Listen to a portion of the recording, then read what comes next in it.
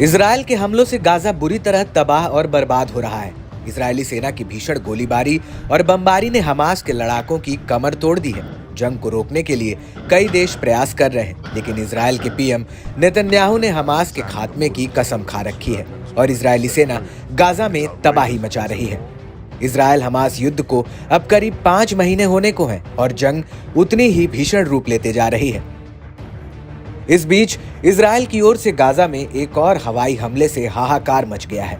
Israeli सेना ने Gaza में रफाह क्षेत्र में भीषण हवाई हमला किया, जिसमें कम से कम 44 फिलिस्तीनी मारे गए हैं। इस बात को जानकर आप सिहर उठेंगे कि मरने वालों में 1/3 संख्या बच्चों की है। एक रिपोर्ट के मुताबिक रफाह क्षेत्र में घरों पर 3 हवाई हमले किए गए थे, जिसमें आम नागरिकों और मासूम बच्चों के मारे जाने की खबर सामने आई।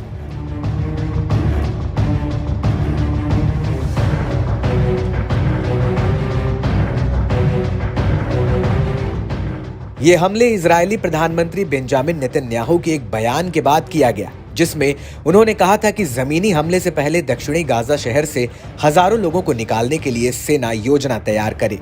वहीं अब इस मामले को लेकर सऊदी अरब ने इजरायल पर निशाना साधा है कि रफा उन हजारों नागरिकों के लिए अंतिम आश्रय है जिन्हें क्रूर इजरायली आक्रमण ने भागने के लिए मजबूर किया है।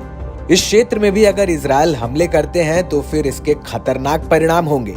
इजरायल लगातार अंतर्राष्ट्रीय कानून और मानवाधिकार कानून का उल्लंघन कर रहा है। संयुक्त राष्ट्र सुरक्षा परिषद को इजरायली हमलों को रोकने के लिए तत्काल एक बैठक आयोजित करना चाहिए।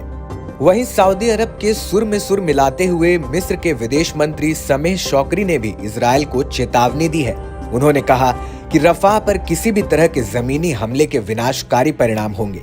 बता दें कि गाजा पर हो रहे लगातार हमलों से वहां के 23 लाख लोगों में से आधे से अधिक रफाह की ओर चले गए हैं, लेकिन इजरायल दावा करता है कि मिस्र की सीमा से लगा रफाह गाजा में हमास आतंकवादी समूह का आखिरी बचा हुआ गढ़ है। इसके उलट मिस्र आरोप लगाता है कि इजरायल का लक्ष्य फिलिस्तीनियों को उनके इलाके से बाहर निकालना है।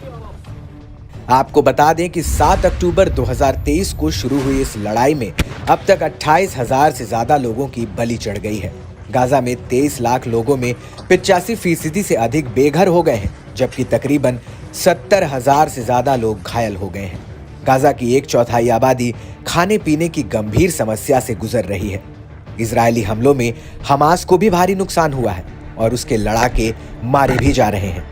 इस युद्ध को रोकने के लिए या समझौते तक लाने के लिए कई देश कोशिश में जुटे हैं, लेकिन इजरायल के प्रधानमंत्री फिलहाल तो जंग को रोकने के मूड में नहीं नजर आ रहे हैं।